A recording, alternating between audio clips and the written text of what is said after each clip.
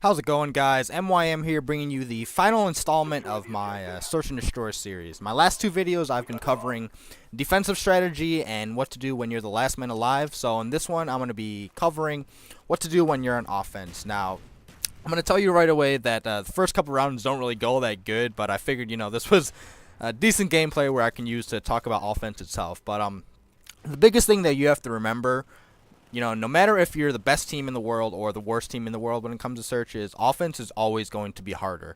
And the reason being is defense has so many more ways they can beat you out, whether it's just by straight up killing you and no bomb being planted, or even if a bomb is planted, they can just kill you and defuse it, or they can just let the time run out. I mean, there could be friggin' 6 defenders left, and if there's no bomb planted when the round ends, I mean, you're still going to lose when you're on offense. So, your hands are kind of tied as to what you can do, really, when you're on offense. But, obviously there are ways to tackle it. Now, another big tip I can give you is, you have to know what bomb site is the more heavily contested one, because no matter what map you're playing on, there's always going to be one bomb site where everyone likes to go to over the other. And in this particular map on grid, almost everyone always goes towards B. That's why, whenever I play with my group of guys and we're on offense, we always try to make a rush towards A. And, by rush, I don't literally mean, we just all run there and, get slaughtered to the lambs. I mean, we try to set up a defense around it so that,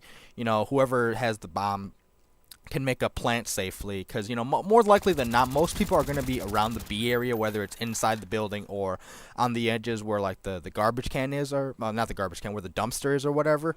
So I mean, you have some time to set up a perimeter to allow your planter to plant the bomb. As you see me get sniped. I mean, that was bad shooting on my part, but give the guy credit. But yeah, you have to realize, there's bomb sites that are easier to plant for you, so you want to take advantage of it. I mean, like I said, on this particular map, A is your better choice, because, when I watch other people play this kind of map on search for offense and defense, 99% of the time, literally 10 of the 12 players in total are going to be somewhere around the B area. I mean, no one ever goes towards A. And, in the off chance there is someone towards A, if you know how to play your hand right, your team, even if they lose one, even 2 guys, to the one defender that went towards A, you can still set up a perimeter in time, because most people are going to be around B. And, if your team has any gun skill, you can take them out before they trickle out of the building and, hopefully get a bomb plant or just kill the remaining defenders. But, yeah, you have to really keep in mind, what's the better bomb to plant for you guys. I mean, it doesn't necessarily mean which one is the quickest to get to, because in this instance it would be B. I mean, you can rush plan B. I've seen it work a lot of times, but my philosophy is, you don't want to really run into the area where all the defenders are. I mean, yeah, even if you get 3 kills and you die, what have you really accomplished? I mean, yeah, you've made it easier for your team to get a plan off where with less defenders, but also, that's something you can't really control. I'm of the mindset you want to play a strategy where you can control all the variables in, or if not all of them, as many as you possibly can. And, by going to A, you can control where your team can set up a perimeter. You can control, where and when you want to plant the bomb, and, the defenders have to come to you. And, like I said, if your team has any gun skill whatsoever, even if, you don't have the best shots, where the enemy has to come from. I mean, you should have all the exits covered towards where the bomb is. So that's why I said, bomb angles in particular is very important where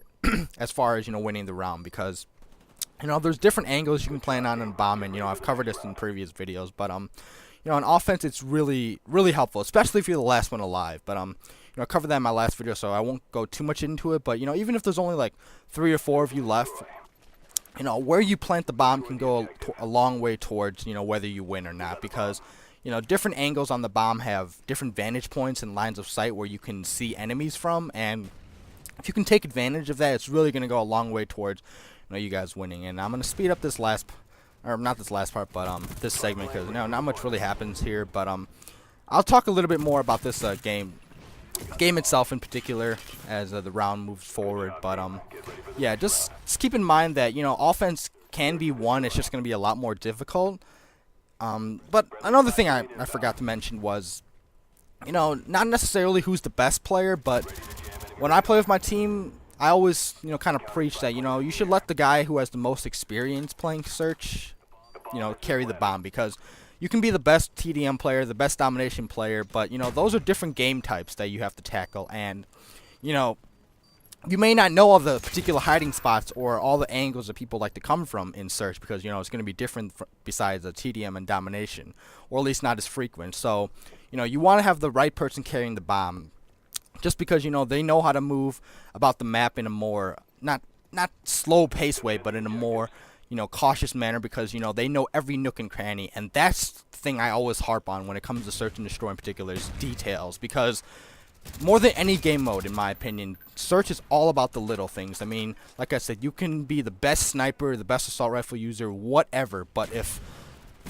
a guy with half your gun skill knows where all the little spots are to hide, he can hide away from you and, you know, take you out while you're running about, you know, thinking you're Superman or whatever, you know. So I mean, that's why I said experience plays a lot into it, because search is a very what's the word I'm trying to look for? It's different than all the other game types, because it can be slow paced, it can be fast paced, but more than anything, you just have to make the right decision, because like I've mentioned in previous videos, your decisions are all more magnified in search and destroy with having no respawn. So I mean, like I said, don't take it as anything personal, especially, you know, the people I play with, but that's why I like to take the bomb most of the time, because, you know, if anything, I can cover all the possible areas the enemies might come from. You know, that's not saying I'm the best player among the 6 that we're playing with or whatever, but I feel that, you know, my knowledge in search and destroy, if anything, can help us more. And you know, that's why you don't want people who don't really have as much experience in search carrying it, because what happens if the bomb ends up in some obscure area? That means your team has to go get it, or you risk the chance of just relying on them to kill everybody. And you know, defenders can just hide, because like I said, that's why playing offense is so hard, because defenders can just hide and the time can run out and they can win. Heck, it could be one defender against 6 of you. I mean, that should never happen where the offense loses, but you know, it can happen, and that's the point. That's why, you know, pick who picks the bomb up, and you know, take it from there, and take it slow, and you know, secure the bomb site. But you know, that's more general tips. But hope you guys learned from this. I finished 12-2, but like I said, I just really wanted to focus on the offense side of search and destroy. But yeah, let me know what you guys thought about this in the comments below. Take care, guys.